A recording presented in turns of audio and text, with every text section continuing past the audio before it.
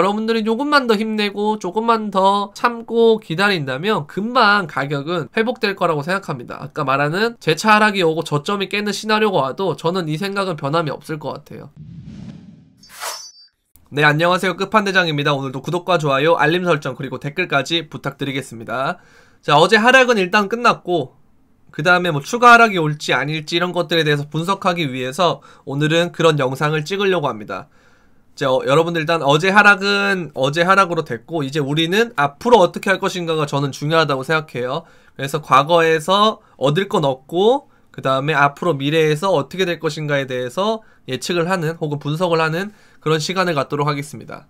자, 먼저 마이크로 스트레티지예요. 이게 여기서 이제 비트코인을 하나도 안 팔았다 그랬거든요. 어제 하락에서도. 제가 이제 저번 영상에서도 말씀드린 것처럼 기관들이 팔지 않는다고 그랬어요. 오히려 산다고 그랬거든요. 그리고 그 와중에서도 기관들 중에서 대형 기관들 말고 조금 군소형이나 좀 낮은 그 돌고래들 있죠. 흔히들 말하는 고래가 아니고 돌고래 정도.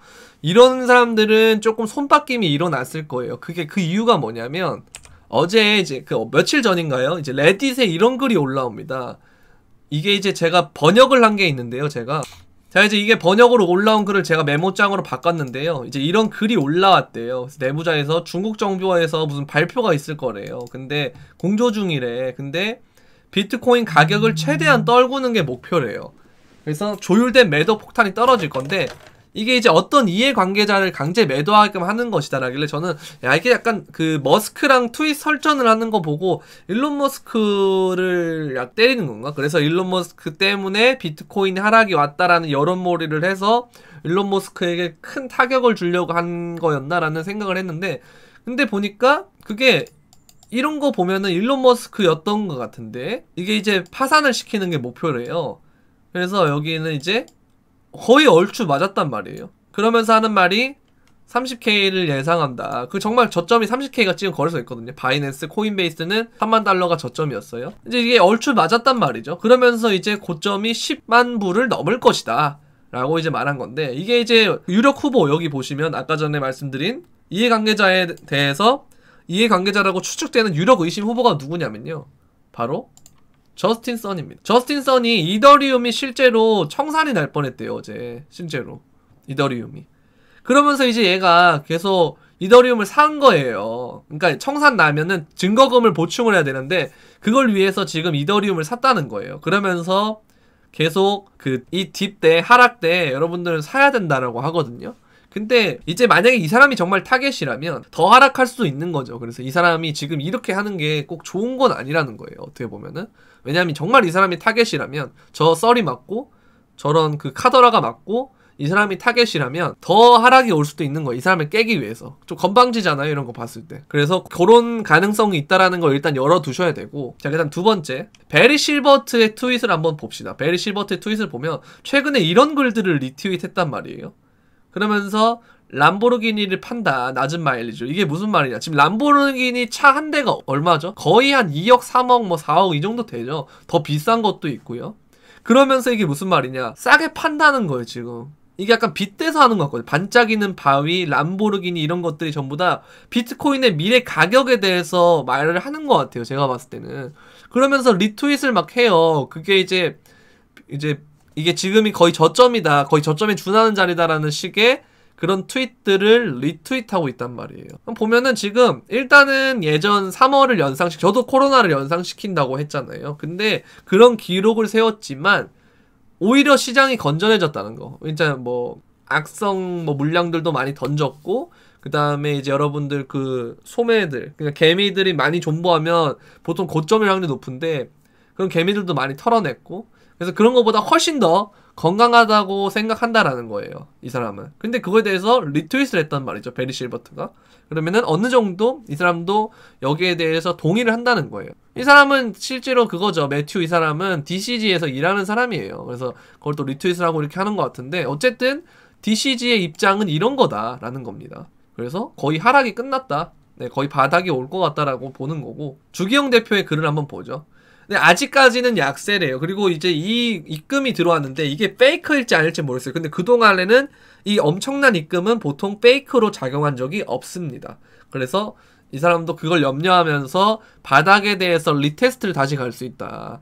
라는 거예요. 그래서 제가 이 부분도 그럴듯하다고 생각하는 게 지금 차트를 한번 보자고요. 차트를 보면 이게 제가 원래 그었던 이 선이 여기에요. 근데 밑에 하방을 뚫렸고 제가 이제 여기를 다시 안착을 해야 된다. 그래야 V자가 나온다라고 그랬어요. 근데 일단 안착을 못했고요. 그런 부분도 있고 지금 거래소마다 가격대가 달라요. 지금 차트가 보면은 이런 모양이 나오는 것도 있고 이렇게 비트맥스는 이렇게 딱 나오거든요. 이쁘게. 근데 다른 거래소들은 어떻게 나와요? 이런 식으로 세기가 2개가 나오더라는 거예요.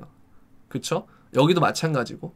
근데 그런 거 보면 일단은 여러분들이 지금 어떻게 대응해야 될 건가를 제가 생각을 해봤을 때 아예 뭐 물린 거는 손절치는 건 아닌 것 같고요. 그냥 우리가 만약 현금이 있다면 그리고 어느 정도 익절권이나 혹은 약손절권에 왔다면 조금 어느 정도 현금을 확보해서 여기 구간에 리테스트를 오는 거를 잡아보자 라는 거. 안 오고 올라가면 그래서 땡큐라는 생각으로 하는 게 맞지 않나라고 생각해요. 왜냐면은 이 항상 모든 게 떨어진 다음에 올라가도 떨어지면 똑같아요. 올라갔으면 그거에 대해서 기술적인 되돌림으로 이 조정이 와야 되고요. 떨어지면은 그에 대한 되돌림도 와야 돼요. 그럼 이게 지금 떨어진 거죠. 거기에 대해서 되돌림이 왔는데 그 이 되돌림에 대해서 이걸 예로 보면 또 올라간 거에 대해서 눌림이 와야 되거든요. 그게 이제 보통 다들 사람들이 말하는 2차 하락이에요.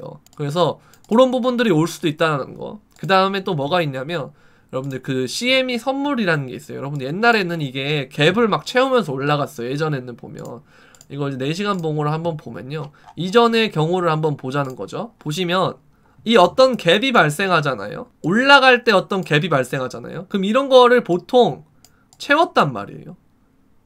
이것도 채웠어요. 그리고 올라갈 때 갭들을 채웠어요.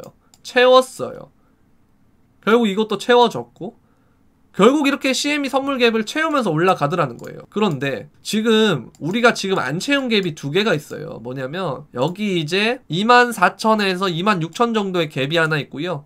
그 다음에 18,000에서 19,000 정도의 갭이 하나 있고요.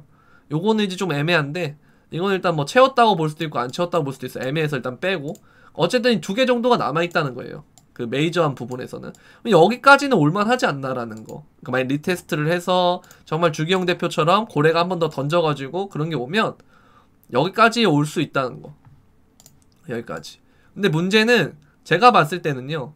알트들이 오늘 요번에 패닉셀이 엄청 나왔거든요. 그래서 만약에 여기서 오른 다음에 이렇게 빼더라도 아마 알트들은 지난 저점을 깨지 못할 가능성이 높다고 생각해요. 비트코인은 저점을 갱신하겠지만 알트코인은 패닉셀러 너무 많이 빠져가지고 여기서 이제 반등을 와서 내려가도 요 정도까지밖에 안 내려가지 않을까. 뭐 예를 들어서 뭐 하나 종목을 골라서 보자면 뭐 리플 같은 경우에도 여기까지 빠진 거에서 더 밑으로 빠지기에는 좀 어렵지 않나. 빠지더라도 그렇게 많이 빠지진 않을 거다. 그래서 요 구간들 있죠. 요런 매물대들. 여러분들 차트를 보시면서 이런 것들. 그러니까 그 꼬리에서 약간 아래 정도. 꼬리에서 한 3%, 4% 정도 잡고 거기부터 요 정도까지. 이런 정도. 리플로 그냥 예를 한번 들어볼게요. 리플이 여러분들 많이 보시니까.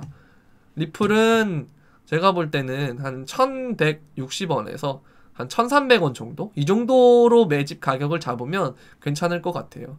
저는 그래서 어제 이제 리플을 샀던 거를 이 반등을 제가 아직 안착을 못 해줘서 조금 일부는 매도한 상태고 그렇지만 좋은 부분은 또 있어요. 뭐냐 긍정적인 부분. 제가 리더보드를 보겠다 그랬죠. 이게 예전에는 다 숏이었단 말이에요. 근데 지금은 다 롱이에요. 롱이 93%예요. 이 말인즉슨 뭐냐면 반등 혹은 V자 반등의 가능성이 이 사람들은 크게 보고 있다는 소리겠죠. 그래서 그런 걸 보면 오히려 정말 다들 리테스트를 원해서 올릴 수도 있겠다라는 생각은 들지만 어쨌든 리스크는 존재한다는 거. 그래서 여러분들 항상 그 어느 정도의 현금은 좀 보유하고 있다가 올라가면 그냥 땡큐하고 그냥 위에서 잡으면 돼요. 괜찮아요. 그래서 그게 이제 아예 몰빵을 하는 것보다는 이게 훨씬 더 리스크 매니지먼트에도 좋다고 생각합니다. 그리고 이제 뭐 코인을 살 때 뭘 살까 하면은 보통 이럴 때 회복장이 나오면 메이저들이 좀 잘 가요. 그래서 많이 빠졌던 애들이나 메이저 애들이 잘 가는데 그래서 일단은 제가 봤을 때 기관이 참여하려고 이걸 하락시킨 거면 기관들은 지금 이더리움을 엄청 사고 있거든요. 그리고 플러스 기관들은 큰 시총의 걸 먼저 사야 되기 때문에 비트코인, 이더리움 이런 애들 위주로 사시고 그 다음에 메이저 알트들 뭐 리플, 뭐 라이트코인, 비트코인 캐시, 에이다, 뭐 이오스 쓴트 뭐 이런 애들 있잖아요, 여러분들 아시죠? 네오 이런 것들, 이런 것들을 위주로 사시는 게 일단 초반에는 잘 갈 거다. 그 다음에 다시 자발트나 이런 애들로 가는 거지. 어쨌든 먼저 회복장에는 메이저가 먼저 갈 확률이 높다고 생각합니다. 폴카닷도 있을 것이. 그런 애들을 위주로 해보시면 좋을 것 같아요. 정말 언제 그랬냐는 듯 회복하는 거 보세요. 이런 거 보면 정말 이게 그런 건 있습니다. 뭐 이런 여러분들 말장난과 이런 트위터에 엄청 내리고 오르는 건 확실히 시장 자체가 건전하지는 않아요, 이런 것들이. 근데 그만큼 내릴 이유가 없다는 거기도 하거든요, 이게. 좋게 생각. 그래서 여러분들이 조금만 더 힘내고 조금만 더 참고 기다린다면 금방 가격은 회복될 거라고 생각합니다. 아까 말하는 재차 하락이 오고 저점이 깨는 시나리오가 와도 저는 이 생각은 변함이 없을 것 같아요. 네, 도움이 되셨다면 구독과 좋아요, 알림 설정, 그리고 댓글까지 부탁드리겠습니다. 그럼 안녕!